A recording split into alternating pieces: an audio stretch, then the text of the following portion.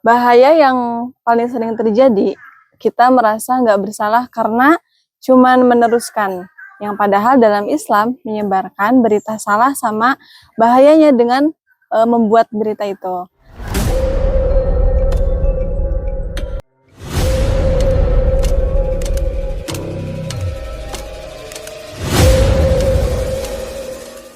Assalamualaikum warahmatullahi wabarakatuh.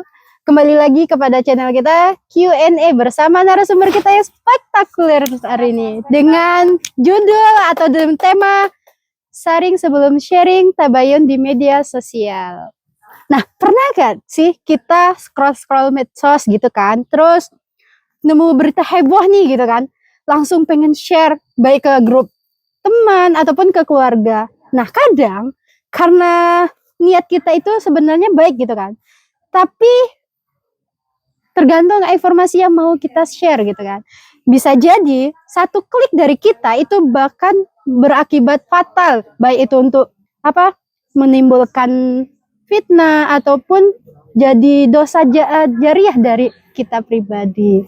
Jadi pada kesempatan kali ini kita akan mengungkap bagaimana sih cara tabayun di era media sosial seperti sekarang.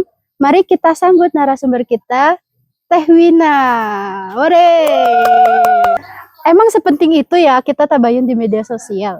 Iya, penting banget, bahkan wajib. Nah, dalam Islam, tabayun itu artinya meneliti, memverifikasi, dan juga memastikan kebenaran sebelum mempercayai atau menyebarkan suatu informasi itu.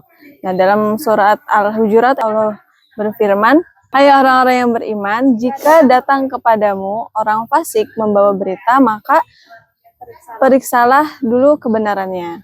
Nah, ayat ini dulu turun ketika ada kabar palsu hampir menimbulkan kekacauan di tengah umat. Nah, sekarang konteksnya sama, cuma mungkin bentuknya saja yang berbeda.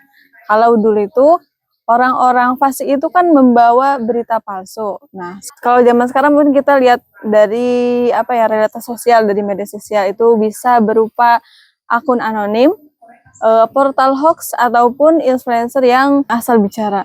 Jadi tabayun di media sosial itu bukan sekedar sikap hati-hati saja, tapi juga bentuk ketaatan kita kepada perintah Allah.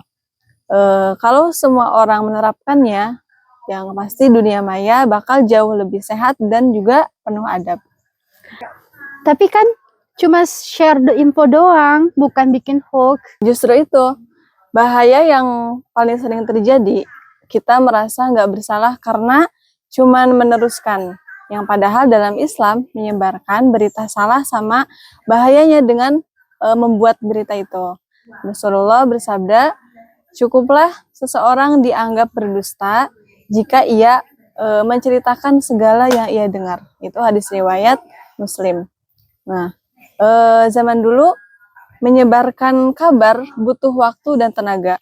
Nah, beda dengan zaman sekarang, cukup satu klik berita bisa langsung menyebar ke ribuan orang. Bahkan kalau kita hapus, jejaknya masih tetap ada. Yang pun kita tahu jejak digital itu bahkan selalu abadi. No. Jadi penyebar kedua itu tetap akan menanggung akibatnya.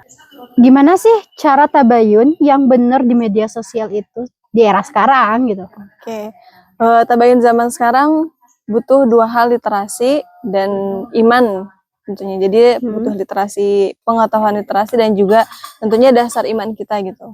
Langkahnya simpel. Yang pertama itu mungkin kita perlu periksa sumber utama, siapa yang pertama kali nyebar berita itu. Kemudian langkah yang kedua yang bisa kita lakukan, bandingkan dengan media lain. Jadi misalnya kita dapat suatu informasi itu dari katakanlah dari TikTok gitu. Yeah. Nah, kita lihat nih di media sosial yang lain, entah itu Instagram, Twitter, sama nggak beritanya gitu. Terus yang ketiga, kita perlu cek konteks dan waktu. Jadi video yang kita terima itu benar video terbaru atau justru video lama yang kasusnya udah selesai gitu, udah clear. Nah, kan sama saja kita berarti menyebarkan konten informasi yang justru sudah selesai masalahnya gitu. Terus yang keempat, kita perlu menggunakan teknologi, cek seperti contohnya Mavindo, cek fakta ataupun turn back hoax. Nah, kemudian yang selanjutnya tentunya kita perlu menggunakan adab dan akal sehat kita. Kalau beritanya terlalu ekstrim atau memancing emosi, itu tahan dulu, jangan langsung disebar begitu saja.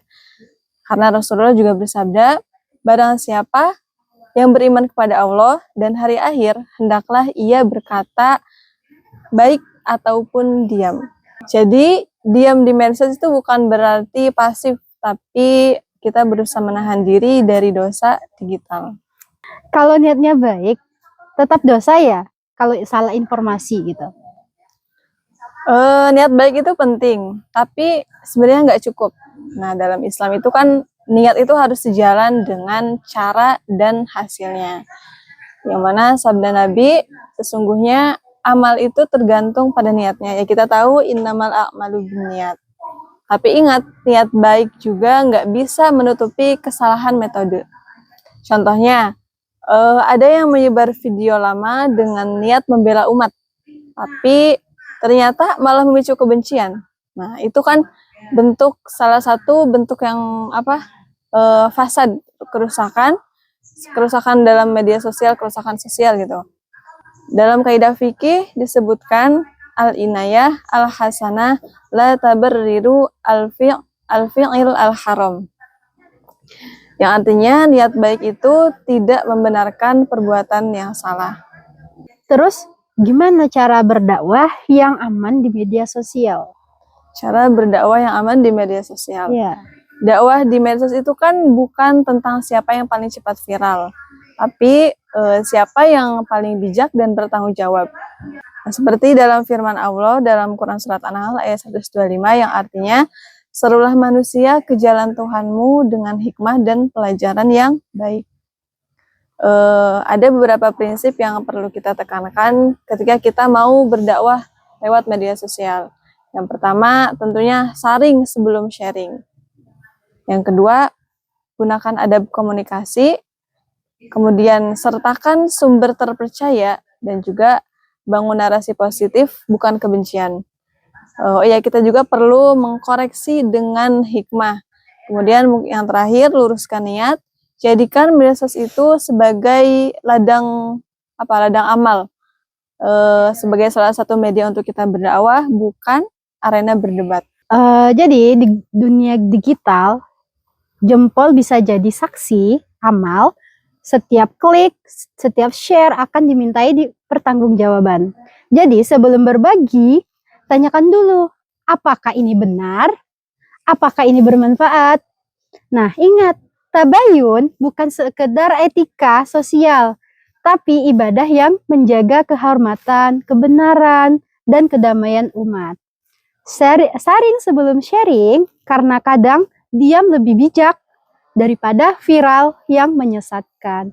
Oke, terima kasih kepada narasumber hari ini dengan penjelasannya yang Masya Allah gitu kan. Kita jadi paham nih gitu kan. Ternyata setiap tindakan kita itu harus dipertanggungjawabkan. Mungkin cukup dari saya dan Mbak Wina selaku narasumber. Terima kasih. Wassalamualaikum warahmatullahi wabarakatuh.